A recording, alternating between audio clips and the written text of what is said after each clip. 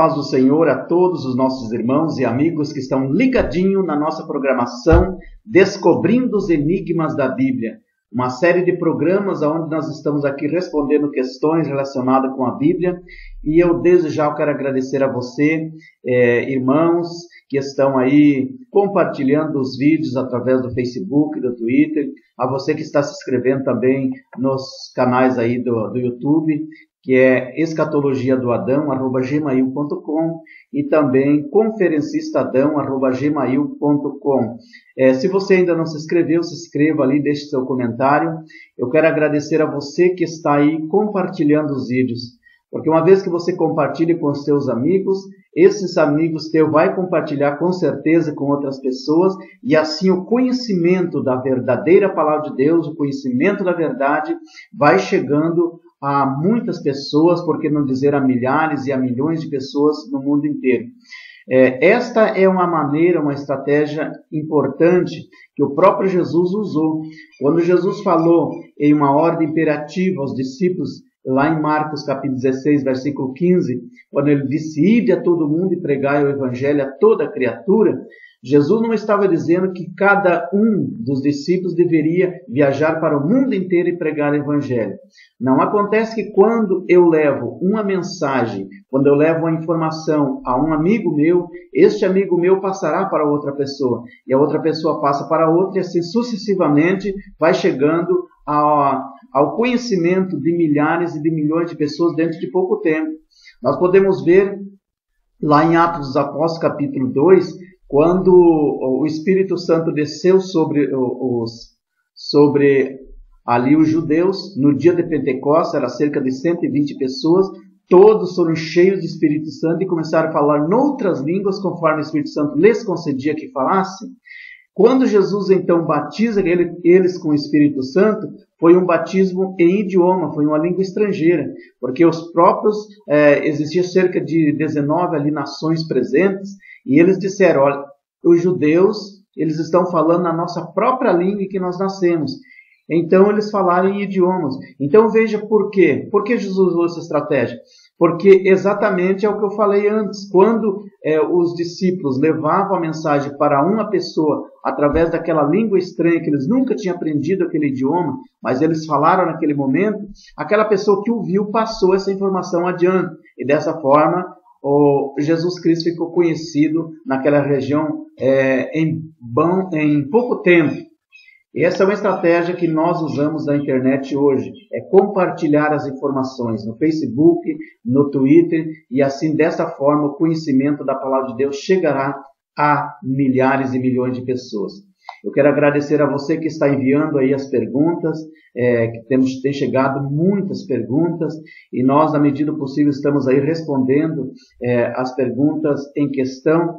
Fizemos também hoje uma seleção, selecionamos, melhor dizendo, aí algumas perguntas e escolhemos algumas aí para nós tratar. Escolhemos hoje, por exemplo, um assunto muito importante que é conflitos na família. A pergunta vem ali de Porto Alegre, feito pela Cristiane de Porto Alegre, que ela pergunta o seguinte: como evitar as brigas no casamento? Algo muito importante, porque ninguém está livre dos problemas, ninguém está livre aí dos conflitos no relacionamento conjugal. Como eu sempre digo, não existe casamento perfeito. Existe lar que são felizes, mas isso depende do esforço de cada um para que isso venha sempre estar ativo, um lar sempre feliz, abençoado. Então, primeiramente, antes de nós entrarmos explicando como fazer para evitar as brigas no casamento, primeiramente vamos explicar então o que é um conflito, o que é o conflito no lar, no matrimônio. Bom, conflito nada mais é que discussão, brigas, desavenças, gerado por casamento que já está em estado de desgaste, casamento com problemas. Então, quando surgem conflitos no casamento, é porque o casamento já tem sintomas de desgaste. E é uma grande verdade quando nós dizemos assim que os grandes conflitos é gerado por pequenos conflitos. Nunca, geralmente, acontece uma briga, já alguém sai matando, alguém sai atirando em alguém do nada. Sempre é gerado por pequenos conflitos, por pequenas desavenças, e isso vai acumulando com o tempo, se torna uma bola de neve e você não consegue mais, então, lidar com a situação, com o problema. Você não consegue mais solucionar aquele problema. Então, os conflitos, as guerras, as brigas, as discussões são inevitáveis porque você não dá mais conta de corrigir aquele erro, aquele problema. Isso, então, como sempre nós aprendemos na nossa infância, desde criança, o mal se corta pela raiz. Nunca deixe um problema virar um grande problema. Vá aonde está a raiz do problema, solucione esse problema e assim evitará problemas maiores no futuro. Então, o casamento, quando está em desavença, está já em sintomas, é porque aí há uma grande probabilidade de que esse casamento esteja passando por um grande desgaste. Então começa sempre com pequenos conflitos. Às vezes por uma simples escova de dente deixada de repente pelo marido em cima da pia, uma toalha jogada no chão, uma roupa que ele tomou banho deixou jogada num canto ou em cima da cama. Sempre começa devagarinho. E quando você se dá conta, já está uma grande guerra travada. Muitos casais estão vivendo juntos em guerras. Todos os dias estão enfrentando guerras. E nunca procura solucionar os conflitos. Cada um não dá o braço a torcer. É como estar compartilhando uma queda de braço. É de quem puder mais. E é claro que não existe casamento perfeito, como eu falei, mas existe casamento que pode ser feliz, mas cada um deve fazer a sua parte. Agora, se viver como um cabo de guerra, como um jogo de braço de cada um querer ser o mais forte e ser o dominante do lar, querer mandar mais que o outro, isso não dá certo. Por isso que Deus deixou o homem para ser o cabeça da casa. Hoje os grandes conflitos acontecem porque os dois querem mandar a mesma coisa. A mulher está hoje mandando no lar a mesma coisa que o homem. E os conflitos estão cada vez pior. Então cada um de nós temos que se corrigir, temos que determinar regras para a nossa vida.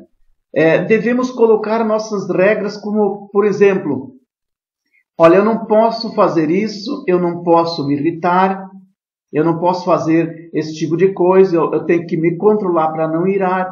Então você vai determinar essas regras para a tua vida. Então você vai, cada vez que você vê que a coisa não está boa, você pensa, eu determinei uma regra, eu vou cumprir. Porque afinal de contas, a própria Bíblia diz lá em Efésios capítulo 4, verso 31, toda amargura, ira, cólera e gritaria, e blasfêmia, e toda malícia seja tirada dentre vós. Então, não resolver os conflitos com as mãos, mas com a inteligência. Os conflitos nunca devem ser resolvidos pela força.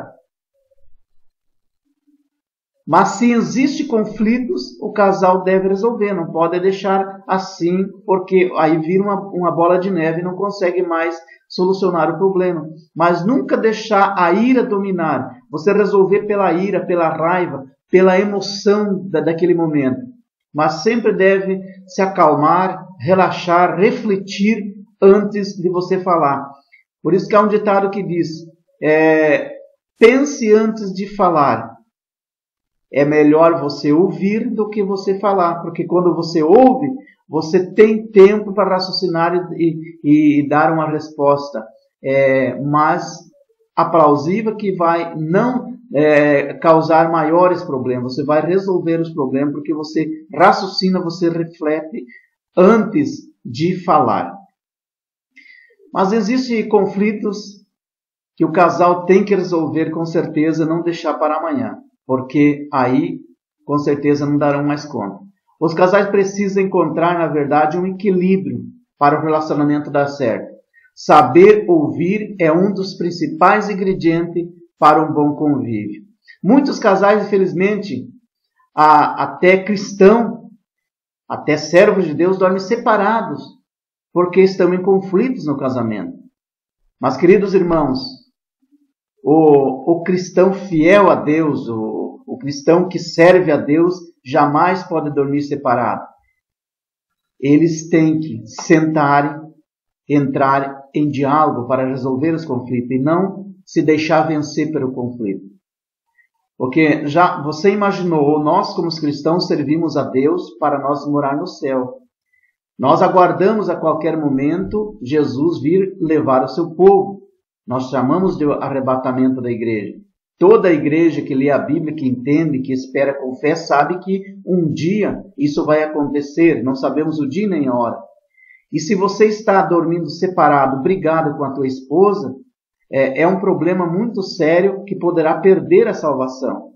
Porque a Bíblia diz que aqueles que não perdoarem, aqueles que tiverem raiz de amargura no coração, não serão salvos. Então é um problema muito sério. Além disso, quanto mais você vai deixando se levar por esse problema, mais os problemas vão se agravar.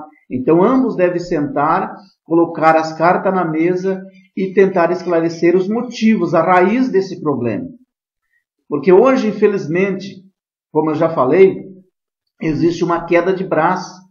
A mulher quer mandar mais que o marido no lar hoje, ou o marido mandar mais que a mulher. Há uma guerra, um cabo de guerra, um puxa para lá, outro puxa para cá, porque ambos querem ter a mesma autoridade. As mulheres sempre, elas tendem a falar mais do que os homens. Não generalizando aqui todas, mas existe isso. E os homens também, não querendo generalizar todos, eles procuram quase que sempre falar o essencial. As mulheres, às vezes, em uma discussão, por exemplo, elas acabam brigando por assuntos de hoje, que foi o início da briga, o assunto de ontem, do que brigaram ontem, o assunto de uma semana atrás, de um mês atrás, e quem sabe trazer à tona até coisas que aconteciam há um ano atrás. E aí não há homem, não há mulher, não há pessoa que resiste você jogar na cara aquilo que ele fez no passado e que você diz que perdoou e hoje está trazendo à tona. Aí o casamento não dá certo. Se você perdoou, realmente tem que perdoar de coração e esquecer o que fez. Não importa se foi traição, se foi uma simples coisa, mas deve esquecer de verdade. Se você tem um assunto a tratar e resolver, tem que resolver o assunto de hoje. O que passou, passou. Já foi, já era. Então, isso é um assunto grave, é um problema muito sério no relacionamento. Porque quem age assim é porque realmente ele não perdoou de coração. E aí, quando surge um problema, ele traz à tona as coisas que já passou há muito tempo. Algumas mulheres, elas criam, infelizmente, uma expectativa de vida, elas criam tipo um padrão de vida e às vezes querem que o marido viva os padrões que ela criou. Não é diferente também o homem também às vezes cria aquele padrão de vida e quer obrigar a mulher a seguir. E isso nunca dá certo, porque a maioria dos homens que querem estar no controle e não ser controlado. Então, antes de você criar um padrão de vida, antes de você criar uma expectativa de vida, você não deve criar para si próprio e querer que as pessoas te sigam. Não, tem que ser desse meu jeito e assim. Por isso que ambos se casaram e para ela ser auxiliadora, estar ao lado dele para ajudar. Então, nunca resolva os problemas sozinho. Leve ao conhecimento de tua esposa. Leve ao conhecimento de teu esposo. Entre num diálogo e diz, será que é bom nós fazer dessa forma? Será que é bom nós usar essa estratégia de vida agora? Esse problema agora, será que nós devemos resolver assim? Nunca tenta resolver sozinho, porque se você vai resolver sozinho, quando você precisar da ajuda de tua esposa ou do teu esposo, poderá se negar, porque você não consulta antes. Então não tome as atitudes precipitadas sozinha e quer resolver os problemas com as próprias mãos. Na sociedade moderna em que nós vivemos hoje, Infelizmente não, graças a Deus, podemos dizer assim, 40% das mulheres estão hoje no mercado de trabalho. Isso é muito bom. É uma evolução grande que as mulheres conquistaram no Brasil e no mundo. Só que, por um outro lado, em contrapartida, elas se tornaram independentes. É um lado positivo, mas por outro lado, está causando muito problema no relacionamento. Porque com a independência veio junto as divisões no lar. A mulher, por exemplo, hoje, ela quer ter uma coisa, o marido quer ter outra. Se a mulher quer, o homem, por exemplo, compra a TV para casa, ela quer uma para ela. O homem compra um aparelho de som, ela quer um para ela. O homem compra uma moto, ela quer um para ela. Tudo isso é uma divisão. Sempre que o marido compra uma coisa para ele, ela quer um para ela do mesmo jeito. E parece que é uma competição dentro do lar. E isso gera um grande problema, um grande conflito. E eu sempre digo que a partir do momento em que eles se casam, eles se tornam uma só carne. Se a mulher quer ser independente do homem, não depender dele para nada, então é melhor ficar solteira. Porque o homem jamais gosta de ser mandado. O homem gosta de ser o cabeça da casa, e isso foi Deus que determinou, que o homem deve ser o cabeça da casa. Agora, se o homem concorda que a mulher deve ter as mesmas coisas, tudo bem, foi ele que concordou. Agora, não querer competir e fazer disso um grande dilema, um grande problema para o lar. Aí um puxa para um lado, outro para o outro, e não dá certo. Então tem pessoas hoje que, infelizmente, não sei se é devido ao ciúme, o que eles tentam sempre dividir as coisas do lar. Esse é do meu marido e esse é o meu. É como se, por exemplo, amanhã se não der certo, nós separamos, ele já tem as coisas dele e eu já tenho a minha, e assim está resolvido o problema. Não é assim. Se casar é para viver feliz e para sempre. Então, o que é dele é teu, o que é teu é dele. Porque quando for separado, de qualquer forma, vai ter que dividir. Então, não precisa estar separando já antes do casamento. É bom você construir. Se não há necessidade de ter 2 televisões, ou 3 ou 4, tenha uma só. Se não há necessidade de ter 2 aparelhos de som, tenha uma só. Assim vocês vão economizar esse dinheiro e aplicar em outra coisa que precisa para o lar. Às vezes deixa uma coisa mais pendente e acaba comprando para competir com o marido. Então isso é um problema muito sério. Só pode dividir no relacionamento coisas íntimas, coisas pessoais dele ou dela. Aí há uma exceção, pelo contrário, não pode existir, senão os conflitos realmente não terminam e tendem a piorar.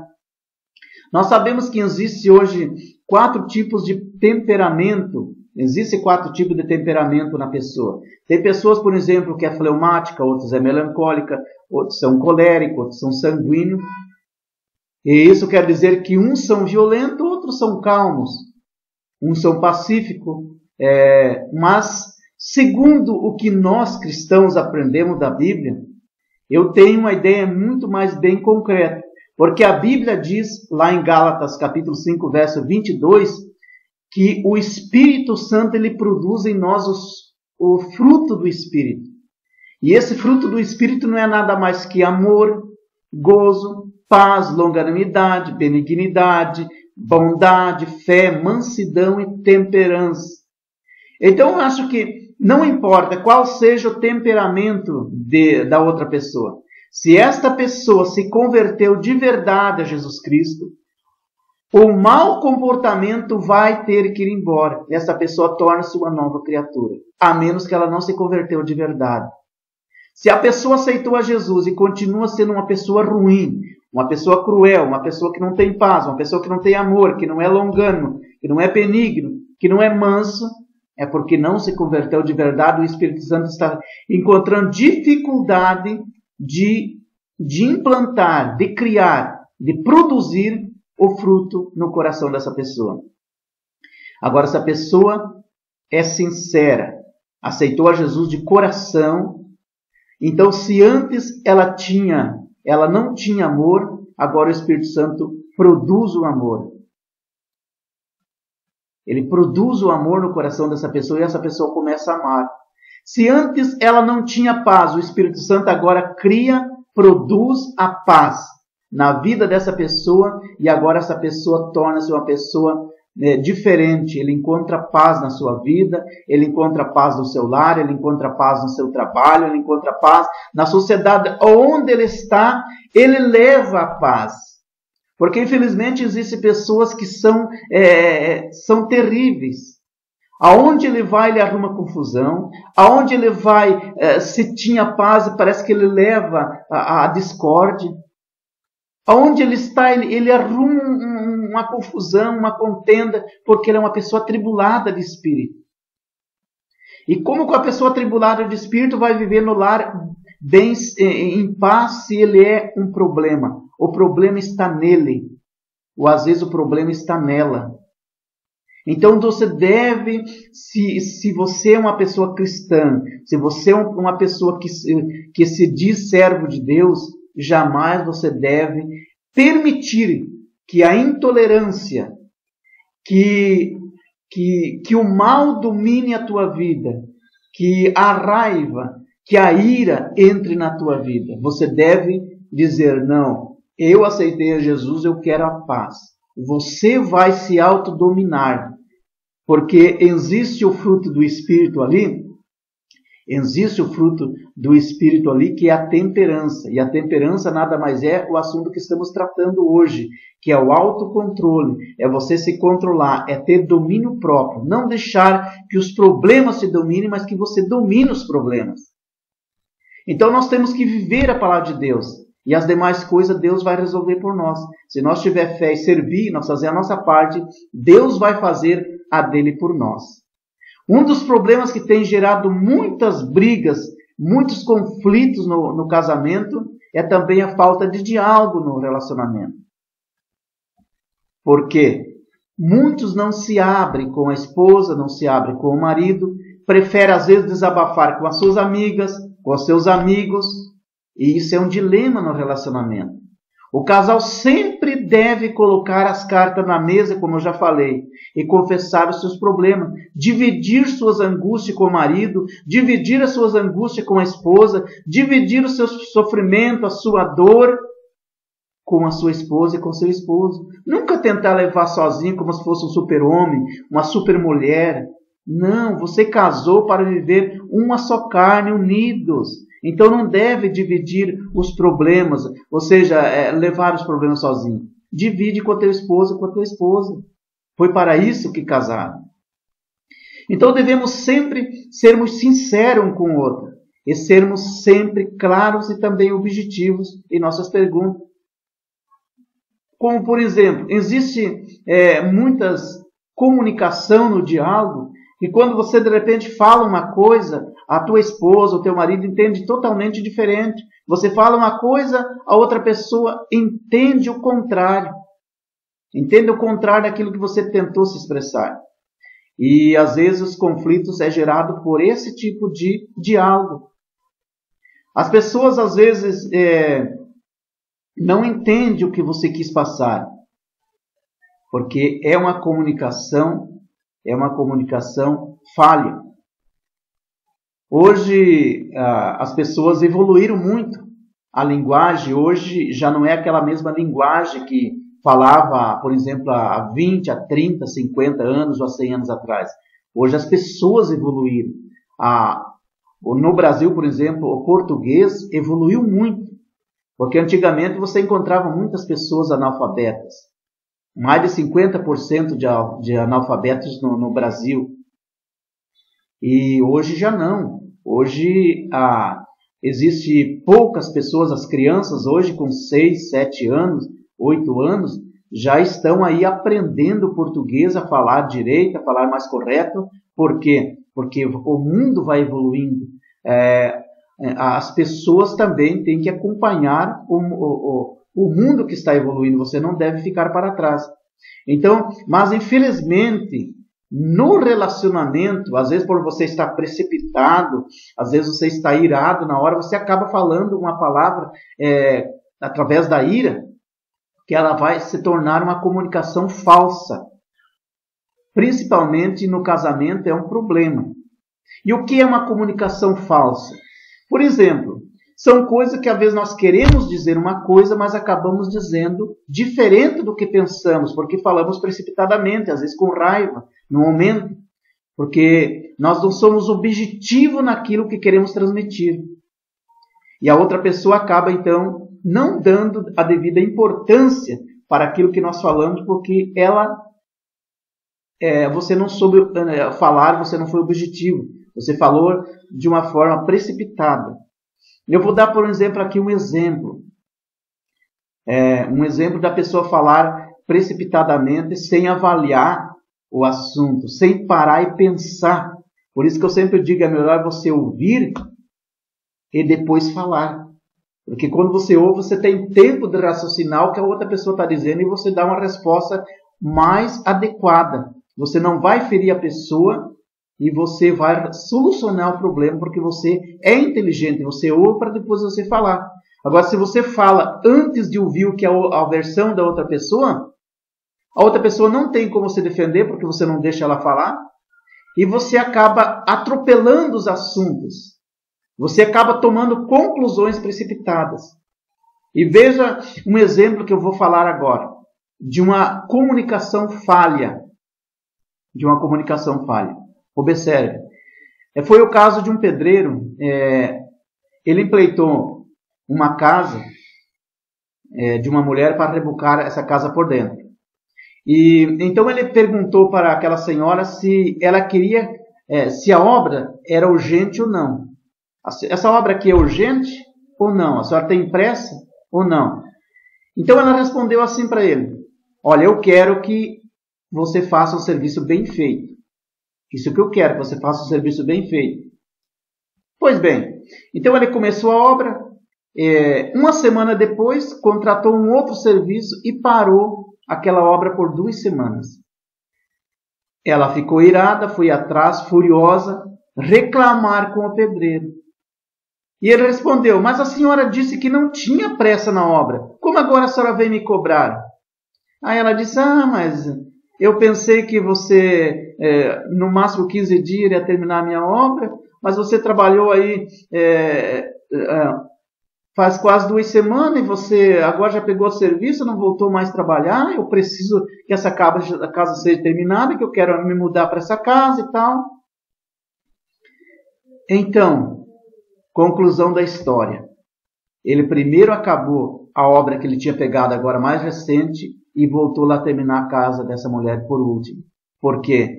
Foi uma comunicação falha. Uma comunicação falha. Então, antes de você tomar uma decisão precipitada, você deve primeiro ouvir bem, raciocinar e entender o que a pessoa quer te passar para depois você dar uma resposta mais certa, mais concreta. No relacionamento não é diferente sobre esse assunto do pedreiro. Não é diferente. Quantas palavras saem falha e às vezes a outra pessoa fica sem entender nada. Ou às vezes tomamos a direção de um problema que não existe. Além da comunicação falha, existe a comunicação distorcida, que é meio parecida, mas ela é diferente. É aquele tipo de comunicação que você diz uma coisa e a outra pessoa interpreta o contrário daquilo que você falou. Não é que você entendeu diferente, você interpreta o contrário. Ela sai diferente daquilo que você falou, ou daquilo que você viu. Por exemplo, você vê uma coisa e você tira conclusões precipitadas, você interpreta o contrário daquilo que você viu, tira conclusões que não é. Antes de nós falar alguma coisa, nós temos que ter certeza que é aquilo. Antes de nós falar, eu vi tal coisa, você tem que ter certeza que você viu mesmo. Você tem que ter, se for possível, até testemunho. Senão você pode causar um problema para você e para a tua família. Veja um exemplo. Existia, por exemplo, um irmão. Ele estava fazendo uma obra, uma caixaria de uma construção na beira da estrada. E naquilo passa um outro obreiro de carro,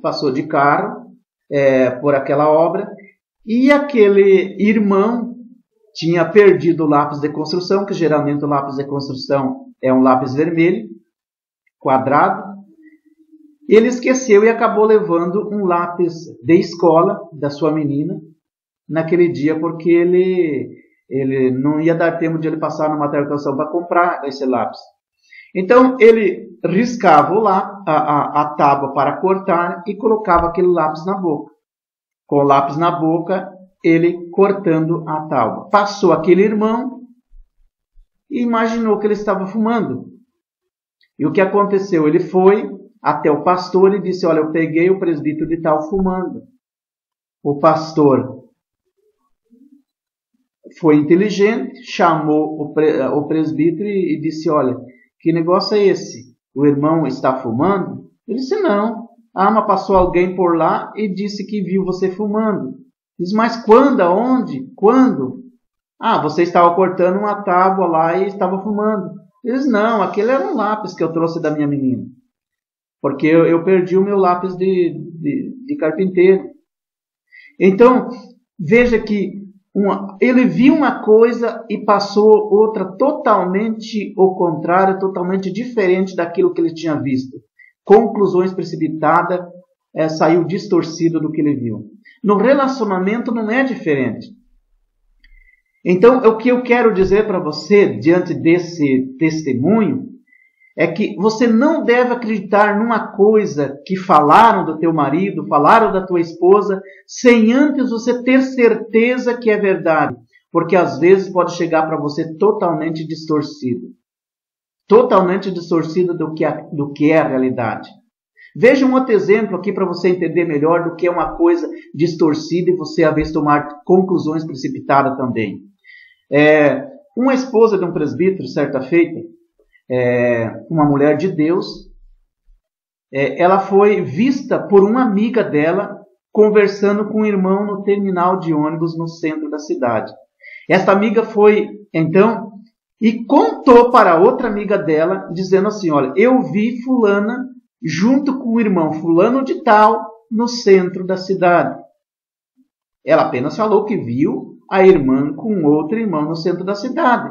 Ela não falou que tinha visto os dois se beijando, os dois abraçados. Só que esta amiga interpretou já errado e passou esta informação para outra irmã. E disse: sabe, irmã, tem um assunto terrível. Eu fiquei sabendo que a irmã fulana de tal foi pega lá no centro com o presbítero fulano de tal. Ah, a irmã ficou muito triste. Diz: mas não pode, ela é uma serva de Deus, ela participa do círculo de oração, é uma mulher temente a Deus, não pode ela estar saindo com esse irmão. Não pode ela estar saindo com o presbítero da nossa igreja. Então o que aconteceu? Ela disse: isso não pode ficar assim. Coitado do irmão, coitado do nosso presbítero. Está sendo traído pela esposa. Ele não merece isso. Aí ela vai e conta para o pastor da igreja. Ele disse: pastor, tem uma notícia terrível. Mas o que é, minha irmã? Foi pega a irmã fulana de tal, traindo o nosso presbítero da igreja com o irmão lá no centro, lá no terminal. Coitado do irmão. E aí o pastor disse: meu Deus, isso é muito terrível. Tem que disciplinar o presbítero da nossa igreja, que prega por aí direto. E afinal de contas, o outro presbítero da igreja que era marido dessa irmã, também era uma pessoa muito bem espiritual dentro da igreja. E aí o que o pastor ia fazer? Chamou esse presbítero, que estava sendo caluniado de adultério, e chamou essa irmã. Foram descobrir, eles apenas tinham se encontrado um dia no terminal, tiveram apenas uma conversa de 1 minuto, 2, e não se encontraram mais no centro. Não era nada mais que apenas um encontro, um diálogo que eles tiveram, porque afinal de contas os dois eram da mesma igreja, congregavam na mesma igreja, e apenas foi umas perguntas, como vai teu esposo, como vocês estão, tal, essas coisas que a gente costuma perguntar para qualquer um. Mas tirando conclusões precipitadas, saiu distorcida, e aí ela já estava em adultério com ele há muito tempo, não sabia quanto tempo que ela já estava traindo o seu marido, que era presbítero da igreja também, e aí aconteceu um problema muito grande. Então, conclusões precipitadas pode acarretar sérios problemas para aquela família. Até esclarecer isso, deu pano para manga, como diz o outro, por uma comunicação distorcida. Então existe tipo de coisa. Então antes de você ouvir alguma coisa de seu marido e sua esposa, porque eu acho que ele está traindo. Eu acho não. Você tem certeza ou não tem? Se você não tem certeza, tire isso da cabeça. Tire isso da cabeça, ore, coloque na mão de Deus, porque no momento certo, se está acontecendo, você vai descobrir. Ou tente descobrir.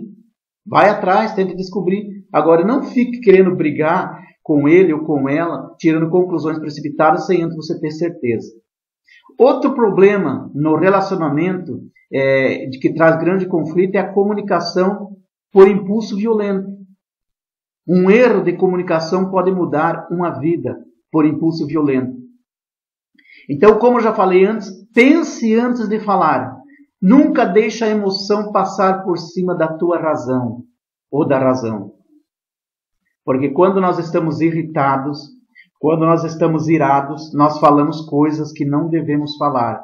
Falamos precipitadamente, sem pensar nas consequências. E ainda, às vezes, com tom que não devemos nem usar com a própria esposa ou com o esposo.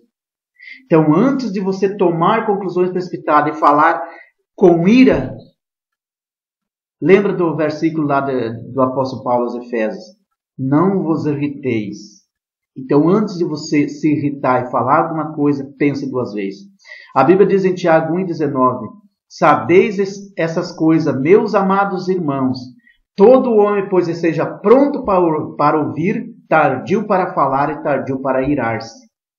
Então, nós devemos estar pronto para ouvir. Ouve primeiro. Depois que você ouve, você tem tempo para raciocinar e dar uma palavra mais convincente, que vai, então... Às vezes, por exemplo... a esposa vem com duas pedras na mão. Você ouve o que ela tem para dizer e aí você fala uma palavra suave, uma palavra meio que convence ela. É como jogar um balde de água num fogo aceso. Você apaga aquela coisa terrível que ia destruir a sua vida, o seu relacionamento. Então você que é o cabeça da casa, o homem que é o cabeça da casa, deve ser sábio e saber conduzir a sua família. Em quarto lugar, a comunicação ela pode vir uma comunicação falsa também. Eu falei de comunicação falha, falei de comunicação distorcida, falei de comunicação por impulso violento, mas existe a comunicação falsa que também é muito terrível também essa comunicação. Como que é a comunicação falsa? É a comunicação mentirosa. Por exemplo, a partir do momento que o homem e a mulher começam a mentir no relacionamento, o casamento nunca mais será o mesmo. Tua esposa e teu marido, tua esposa ou teu marido nunca mais serão a mesma pessoa, porque eles não vão mais confiar um no outro. Esse negócio do marido dizer, eu vou em tal lugar e não vai. Eu vou fazer serão e não foi. Eu vou na casa de um amigo. Quando você descobre, ele não está lá, ele foi para outro lugar. Eu vou jogar um futebol. Quando você vê, ele não foi jogar futebol, ele foi para outro lugar. E quando a esposa descobre, ela nunca mais tem confiança em você. Da mesma forma, o homem na mulher. Se ela diz, vou numa casa de uma amiga, e você de repente descobre, ela não foi na casa da amiga, ela foi em outro lugar. Diz que vai chegar a tal hora. Chega 2 horas depois. Isso vai causando um desgaste muito grande no relacionamento e quando eles menos percebem, não vão conseguir mais solucionar os problemas porque virou um bolo de neve. Então o respeito tem que existir em ambas as partes. Não mente para tua esposa nem para o teu esposo, porque daí quando você fala alguma coisa, ela vai confiar em você. Não, meu marido falou que é assim, assim, assim. Então vai ser. minha esposa falou que ia ser assim, então eu vou esperar porque vai acontecer assim. Agora, se mentir uma vez, meu filho, não adianta você querer ser santinho dali para frente, porque você só vai convencer ela depois de muitos anos casado que você mudou e não praticou mais o erro. Mas mesmo assim, essa pessoa vai ficar sempre com a pulga atrás da orelha. Será que ele vai falar? Será que ele foi mesmo naquele lugar? Porque ele já mentiu uma vez. Então é um problema sério. Outro problema, então, que gera brigas, conflito no casamento, é a incompatibilidade de gênero.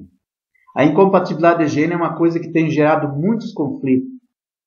Porque a incompatibilidade de gênero é aquele tipo de coisa que você não se combina com a tua esposa, você não se combina com a tua esposa, porque ela é diferente de você, você é diferente dela.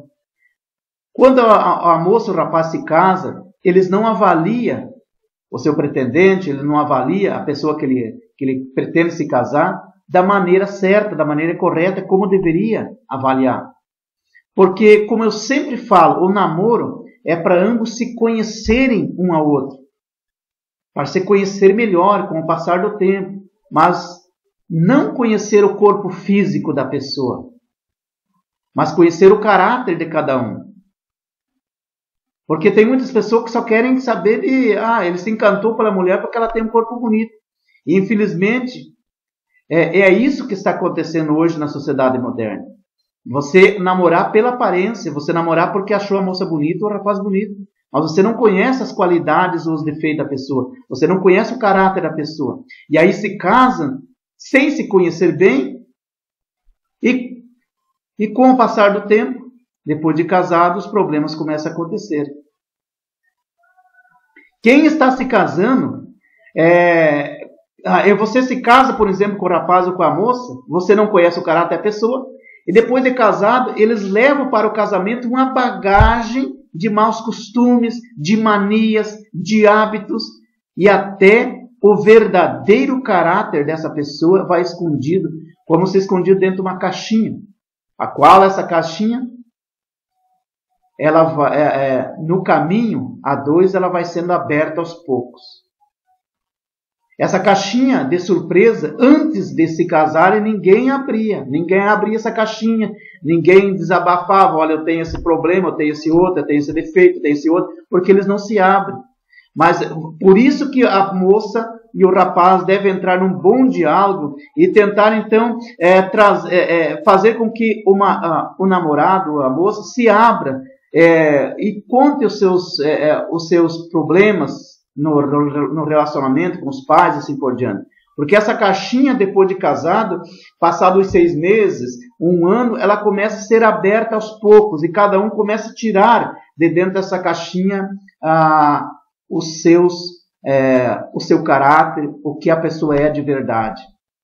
E aí, aquele rapaz que era quando namorava era simpático, agora não é mais. Aquela moça que era simpática, ela perdeu a pose. E as brigas começam a acontecer. Antes de se casar, era meu amorzinho para cá, era meu amorzinho para lá. Ele dizia para ela, minha pombinha, minha coelhinha. Mas depois de 1 ano junto, agora já não é mais coelhinho. Agora é onça, é mula, é cobra. Isso, com o passar do tempo, acontece. Logo no início do casamento, ela chamava ele de gatinho. Depois de algum tempo junto, é burro, é cavalo. Então, as coisas mudam. Porque, na verdade, a circunstância da vida faz mudar o comportamento da pessoa. É os problemas que te cercam. Por isso que eu sempre digo, antes de se casar, avalie bem como é o seu pretendente. Ao perceber um defeito nessa pessoa, ao perceber um defeito no pretendente, não pense que essa pessoa vai mudar depois de casado. Depois de casado ele muda. Depois de casado ela muda. Não pense assim. Porque às vezes essa pessoa fica pior ainda do que era solteiro. Se antes o homem tratava a namorada mal, não respeitava a namorada, brigava com ela, tratava ela mal, pode ter certeza que depois de casado ele vai tratar, depois de um tempo ele vai te tratar pior ainda, porque aí ele vai achar que é dona de você, que é dono de você. E aí não adianta reclamar porque ele já era assim antes. Você se casou sabendo a pessoa que ele era, ou a pessoa que ela era. Então a Bíblia ensina que a mulher deve ser submissa ao marido depois de casada, deve ser submissa. Mas é bom entender que essa submissão, ela não está ao nível de escravidão. Essa submissão é para corresponder o amor que o homem trata ela. Da mesma forma que o homem trata ela com o seu amor, ela vai respeitar ela obedecendo a ele. Veja o que diz a Bíblia em Efésios, capítulo 5, versículo de número 22. Vamos ver Efésios 5, 22. A Bíblia diz assim, ó: vós, mulheres, sujeitai aos vossos maridos, como ao Senhor. Veja o versículo 23. Porque o marido é o cabeça da mulher, como também Cristo é o cabeça da igreja, sendo ele o próprio Salvador do corpo. Versículo 24 e 25 diz assim: de sorte que, assim como a igreja está sujeita a Cristo, assim também as mulheres estejam sujeitas em tudo ao marido. Vós, marido, amai vossas mulheres, como também Cristo amou a igreja, e a si mesmo se entregou por ela. Assim devem os maridos amar as suas próprias mulheres, como a seu próprio corpo. Quem ama a sua mulher, ama a si mesmo. Versículo 33. Assim também, vos cada um em particular, ame a sua própria mulher, como a si mesmo, e a mulher reverencie o marido. Veja que algo muito importante. Eu aprendo uma coisa muito importante aqui, que a mulher deve obediência ao marido em razão do amor que ele passa para ela. A mulher, a Bíblia está dizendo que ela deve obedecer ao marido como a igreja obedece a Cristo. Então, hoje a igreja, ela tem uma obediência grande ao Senhor Jesus porque ela quer ser salva. E a Bíblia está dizendo que a mulher deve obedecer da mesma forma ao marido como a igreja obedece a Cristo. Mas esta obediência, ele fala no outro versículo que o homem deve amar a mulher como ama o seu próprio corpo. Eu, por exemplo, jamais eu vou pegar uma faca e me cortar, só se eu estiver fora de si, se estiver maluco, drogado. Se eu estiver em sã consciência, eu não vou me ferir, eu não vou me beliscar. Por quê? Ora, eu vou sentir dor, é o meu corpo. E a Bíblia diz que quando o homem se casa com a mulher, eles se tornarão uma só carne. Então a mulher faz parte da minha carne. Eu faço parte da carne dela. Então se eu me ferir a mim, é como eu estar ferindo a ela. Então, o que eu entendo aqui é que a mulher deve obedecer o marido. Se o marido, por exemplo, disser: olha, minha esposa, eu não gostaria que você fosse hoje lá naquele lugar.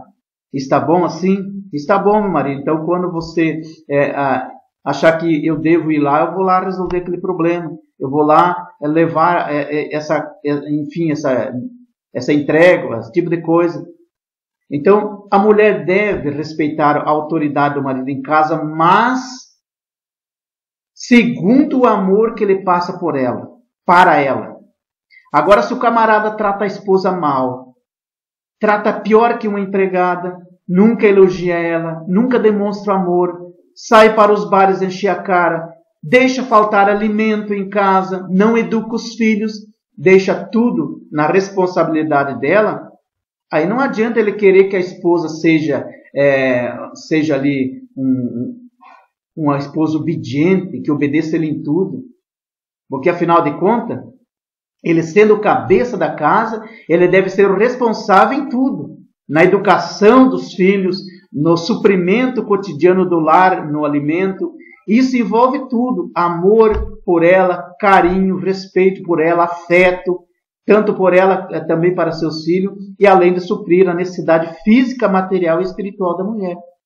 Se o homem não está fazendo isso, ele não pode exigir dela também toda a obediência, porque aí a coitada vai ter que trabalhar para ajudar a suprir a família, ela vai ter que ajudar a educar os filhos, porque o marido não educa, fica nos bares bebendo, enchendo a cara. Então, cada caso é um caso. A Bíblia ensina que a mulher tem que se submissa ao marido, mas ela não vai deixar seus filhos perecer da fome, ou passar necessidade, viver uma vida precária, e deixar o marido aí pelos bares, fazendo bem o que entende. Então veja o que diz Colossenses ainda 3:19. Vós, marido, amai as vossas mulheres e não vos irriteis contra elas. Se o homem, por exemplo, é estúpido, não sabe falar calmo com a esposa, sempre fala áspero com ela, violentamente, ela não vai obedecer como ensina a Bíblia. Uma coisa contribui para a outra. Então, a submissão da esposa, conforme ensina a Bíblia, é aceitar a missão do outro. Na sua responsabilidade como adjuntora, como auxiliadora, é aceitar aceitar a missão do marido. Agora, como que a mulher vai aceitar a missão do marido se o marido nem tem uma missão, ele nem tem um projeto, ele nem tem um plano familiar? O homem com a cabeça da casa, ele tem que ter um plano familiar. Ele tem que pensar, minha esposa, nós temos que construir essa casa, nós temos que reformar essa casa, nós temos que comprar esses móveis, porque a esposa gosta de móveis novos, sempre gosta de ter uma casa limpa, uma casa organizada. Agora o marido vive para os bares enchendo a cara, bagunçando a casa, os móveis estão podres, os móveis estão caindo aos pedaços. A casa precisa de uma reforma, ele não está nem aí. O dinheiro que ele ganha, ele gasta metade nos bares e deixa a família a desejar. Que submissão que a mulher vai ter por este homem. Agora seja carinhoso com ela, não deixe faltar nada em casa. Tenha um plano familiar, junto com a tua esposa, em diálogo com ela. Vê se ela não vai te obedecer, se ela não vai acatar as tuas ordens e acatar as tuas ideias. Ser uma auxiliadora, segundo a Bíblia, é estar disposta a ajudar o marido em tudo. Em tudo que o homem precisar, é colocar o ombro debaixo de sua cruz e ajudar a levar. Mas jamais a mulher deve colocar o ombro debaixo de uma cruz de um homem bêbado e dizer, não pode continuar lá bebendo que eu vou te ajudar, eu banco toda a casa, aqui eu vou trabalhar e sustento. Não é assim.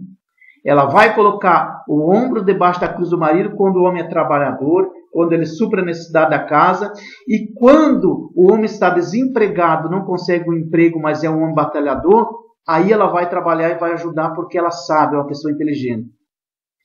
Então, quando se casa, quando a esposa se casou, ali no momento do ato do casamento, o pastor sempre faz essa pergunta para ela. Você promete ser fiel a ele na riqueza e na pobreza, na doença e na saúde, na tristeza e na alegria? Então ela diz sim. Se assumiu perante Deus, então, um compromisso de ajudar o marido, tem que honrar com um compromisso. Tem que honrar com um compromisso. Agora, como eu falei, se o marido não corresponde no amor como a Bíblia ensina, ele também não pode exigir dela o seu respeito como deveria. Então, Salomão, ele dá um grande conselho para a mulher que quer obedecer e viver a palavra de Deus como serva de Deus e ter um lar tranquilo, uma vida tranquila, sem conflitos no relacionamento. A pergunta de hoje é como evitar as brigas no casamento, que é o mesmo que conflito, discussão, guerra no lar. Lá no livro de Provérbios, que eu faço questão de ler o versículo aqui, alguns versículos, e nós vamos meditar aqui para nós tirar algumas conclusões muito importantes para a mulher que quer ser uma boa dona de casa, uma mulher que quer ser uma boa esposa. Em Provérbios 31:10 diz assim, mulher virtuosa, quem achará? O seu valor muito excede aos de rubins. Mulher virtuosa é aquela mulher que sabe fazer todas as coisas. É uma mulher esforçada. Ela aprende, mas é para fazer a diferença no lar. É uma mulher que ela se esforça para aprender a fazer as coisas, para ela se destacar no seu lar, para ela ajudar a sua família. Veja o versículo 11. O coração do seu marido está nela, confiando. Assim ele não necessitará de despojo. Então observamos aqui que quando existem mulheres assim virtuosas, com as qualidades que eu mencionei no versículo 10, o homem não pensa em deixá-la, porque não necessita estar mandando ela. Ela sabe o dever de uma boa dona de casa. Tem homem que não precisa mandar a mulher fazer serviço em casa. Ó, minha esposa, tem que lavar minha roupa. Minha roupa está suja, eu vou usar final de semana. Ah, minha esposa, você não passou minha roupa, você tem que passar. Não precisa falar isso para ela, porque ela sabe o dever de uma mulher dona de casa. Veja o que diz o versículo 12. Ela só lhe faz bem e não faz mal todos os dias da sua vida. Olha que coisa maravilhosa. Aqui Salomão está falando que ela não é uma pessoa vingativa. Por mais que o homem não lhe trate bem, como ela gostaria, por mais que ela não tivesse uma vida financeiramente, assim por diante, da maneira que ela desejaria, mas ela não é vingativa, ela não trata ele mal. Por quê?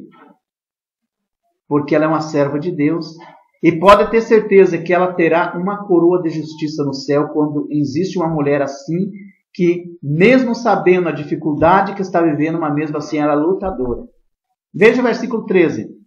Busca lã e linho e trabalha de boa vontade com as suas mãos. Veja que aqui há um grande exemplo de mulher virtuosa. Ela faz roupa para ajudar o marido a suprir a necessidade da família. Ela ajuda o marido no orçamento da casa. Isso é mulher trabalhadora, é uma mulher que tem visão das coisas.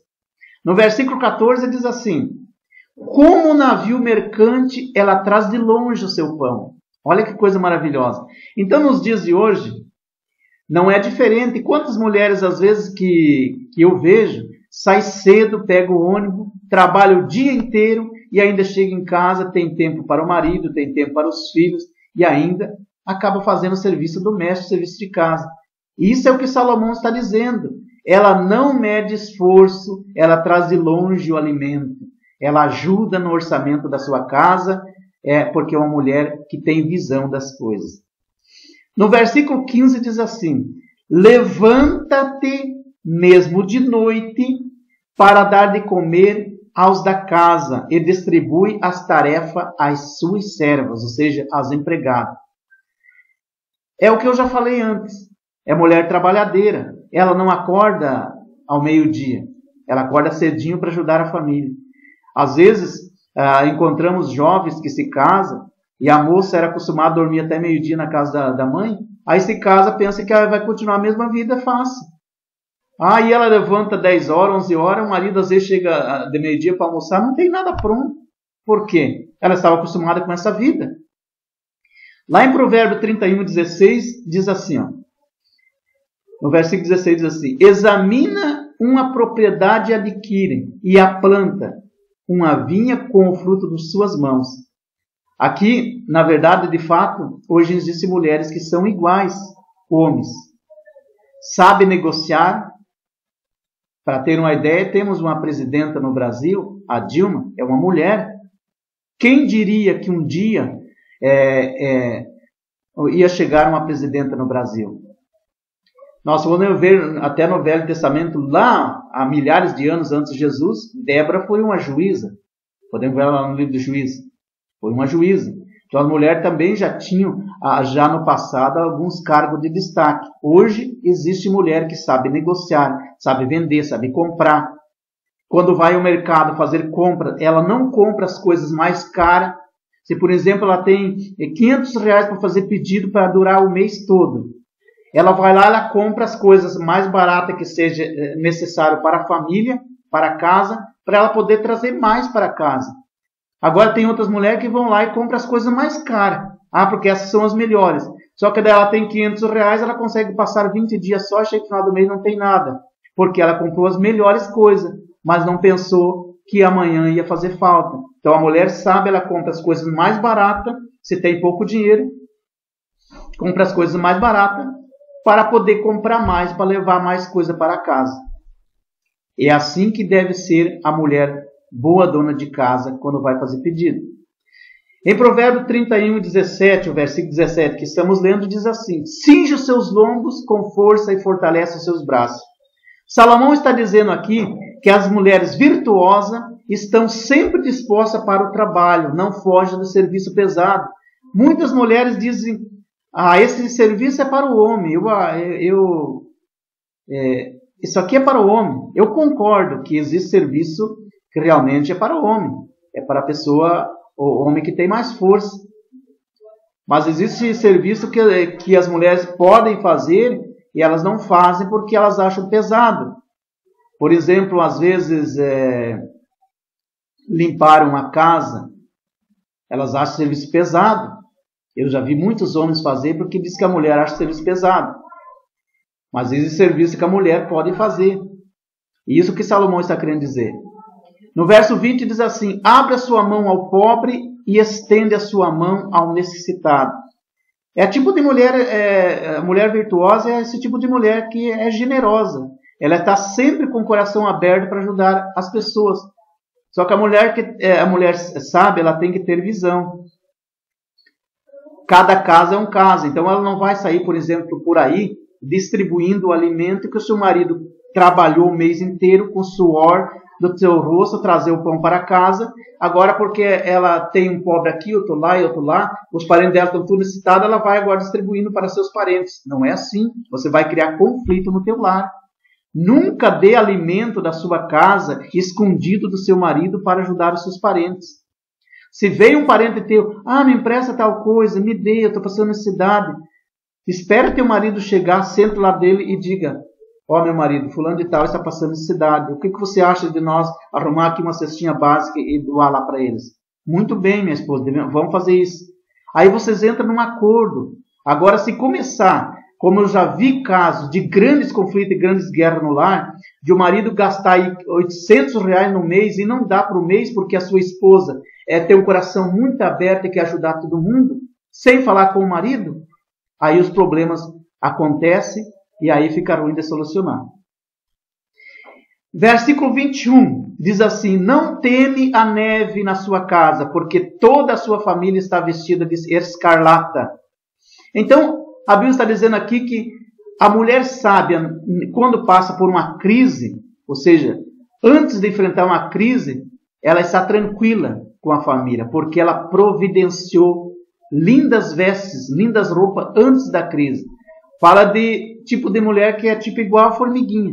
A formiguinha trabalha no verão e no inverno ela descansa. A mulher sábia é assim. A mulher providencia as coisas. Isso fala de mulher precavida. Ela não depende só do homem, ela pensa no dia de amanhã. Ela ajuda o marido a economizar o dinheiro para amanhã ter em abundância. Não adianta você, hoje eu ganho R$3.000. Eu e a minha esposa ganhamos R$3.000. Só que você gasta os 3.000, às vezes gasta mais do que ganha. Isso não adianta. Você deve tentar sempre economizar, tirar o teu dízimo, ter pelo menos 10% do teu orçamento guardado todo mês, porque um dia você pode precisar para uma emergência.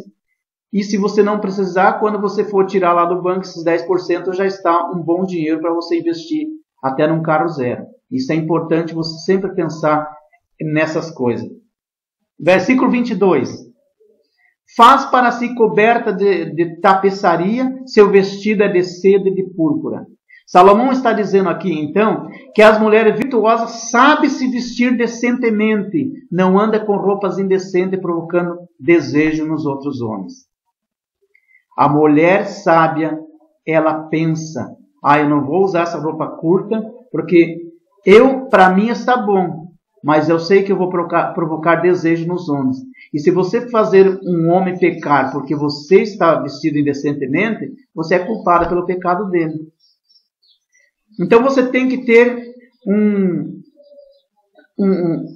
você tem que ter visão das coisas para você ser abençoada no teu lar. Então, para ter um casamento sem problemas, nós temos que seguir os ensinamentos de Salomão. O versículo 23 ele diz assim: seu marido é conhecido nas portas e assenta-se entre os anciãos da terra. É um privilégio muito grande quando um homem é marido de uma mulher desse tipo. Ele é respeitado por outras pessoas. Por causa de sua esposa, os outros chamam ele de seu João, Dona Maria. Ele é respeitado porque a sua esposa dá um bom testemunho na sociedade. Ela não fica aí gritando o dia inteiro com os filhos. O que eu tenho visto, às vezes, de grandes escândalos, é de mulheres gritar com os filhos de uma voz alta, que os vizinhos todos escutam ela gritando.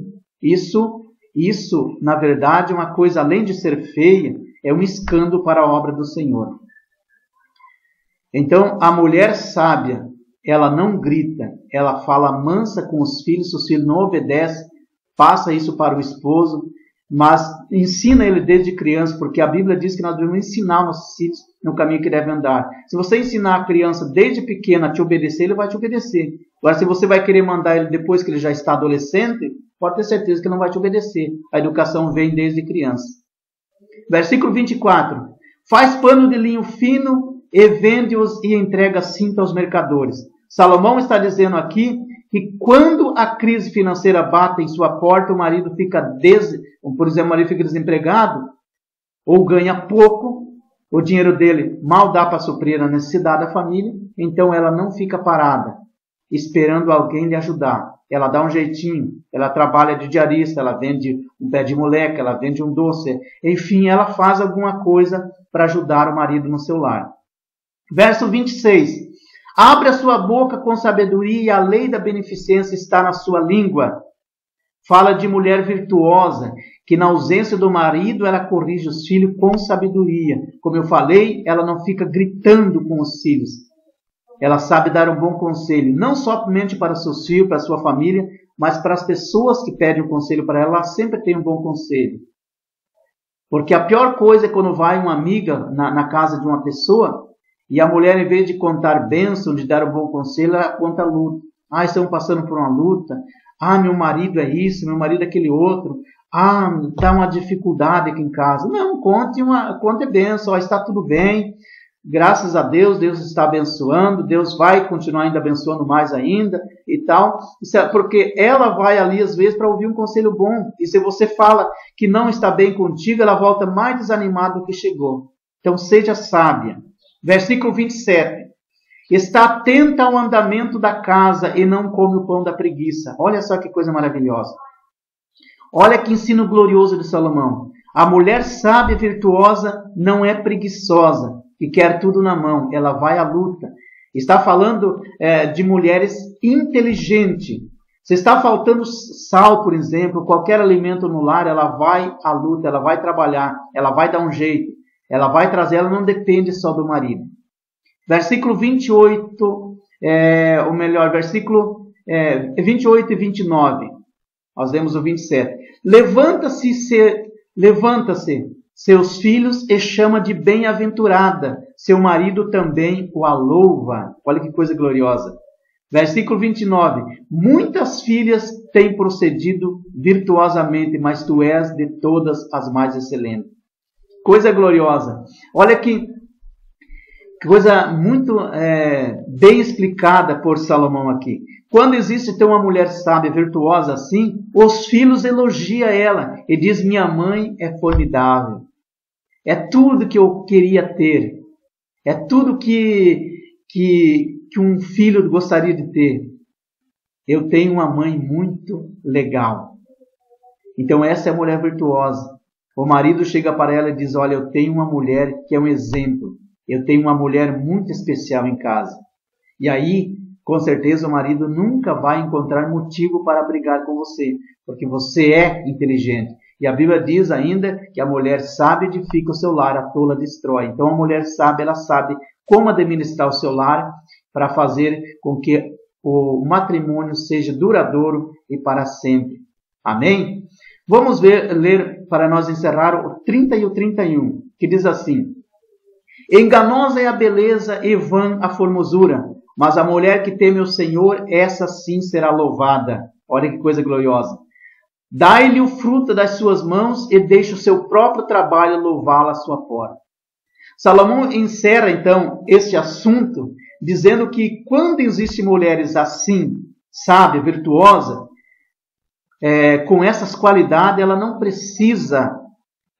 precisa se aparecer para provar que é uma boa mulher, que ela é generosa, que ela é prudente, que sabe se vestir, que é honrada, ou que sabe honrar o marido.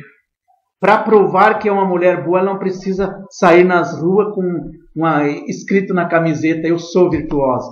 Não, as suas próprias obras darão testemunho dela.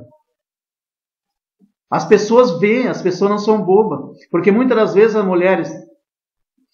mulheres belas, elas podem ser belas no exterior, mas no interior não está bem. Mas o importante é que a beleza maior da mulher, ela pode estar no interior dela, em honrar o marido, em obedecer os ensinamentos do Senhor. Então, a pergunta feita hoje foi: como evitar as brigas no casamento? Então, o meu conselho é que devemos obedecer os ensinamentos do Senhor Jesus. Devemos obedecer o ensinamento que Ele nos ensinou. Porque os mandamentos do Senhor, conforme diz a Bíblia, não são pesados. Basta nós ser inteligentes para obedecer. Devemos conhecer cada um. Porque a Bíblia diz que, lá no livro de Lucas, capítulo 11, verso 17, que uma casa dividida não pode subsistir. Então, o meu conselho para encerrar esse assunto é que quando a casa está dividida, você rapidamente resolve esses conflitos, coloca as cartas na mesa e tenta ir na raiz desse problema para solucionar, ou pode ter certeza que a casa vai cair. Porque o próprio Jesus disse, a casa dividida não vai resistir, ela vai cair. Estamos vendo hoje muitos casamentos aí que começaram bem e terminaram mal. Às vezes até com o marido na cadeia, ou às vezes com alguém no cemitério, às vezes mulher com um monte de filhos, né, para sustentar. Por quê? Porque não souberam resolver os conflitos no lar. Corte o mal pela raiz, resolva o problema antes que vire um bolo de neve. Sente com o teu marido, com a tua esposa, coloca as cartas na mesa e diz, você está errando assim, assim, assim. Gostaria que você mudasse nisso, nisso, naquele outro. Entre num acordo e procure honrar com o compromisso com o que você prometeu. E pode ter certeza que os conflitos no lar vão terminar. E em nome de Jesus eu quero agradecer a você que suportou esse tempo. Passamos hoje de 1 hora, o programa aqui é 1 hora. Passamos um pouco, mas eu tenho certeza que teve grande proveito para você. Você que está aí escrevendo as suas perguntas, mandando aí pelo Facebook, pelo Twitter, continue enviando suas perguntas, suas sugestões também. Estamos aí sempre prontos a ouvir e melhorar cada vez mais. O nosso intuito aqui não é ir de encontro ao pensamento, a linha de pensamento de ninguém. É ajudar as pessoas a resolver problemas, questões no casamento, em qualquer área que nós tiver capacidade para levar uma boa palavra, nós vamos levar um bom conselho, pode ter certeza.